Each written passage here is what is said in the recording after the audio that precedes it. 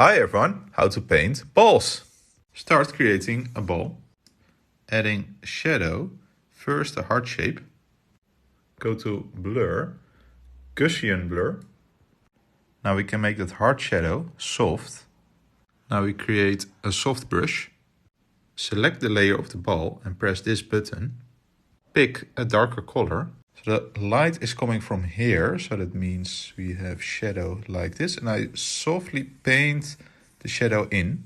Next I pick a lighter color and start adding some light.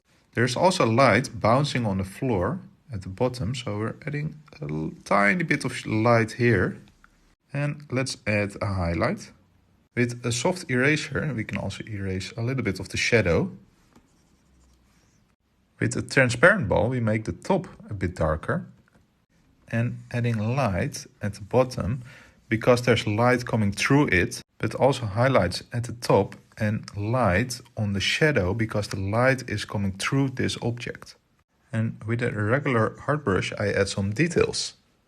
For painting a chrome ball, first draw in the reflection, in this case it's a table or the horizon line. Next we paint in the reflection of the ball on the object. And be careful with the reflection, so this side is going to be here and this part is here.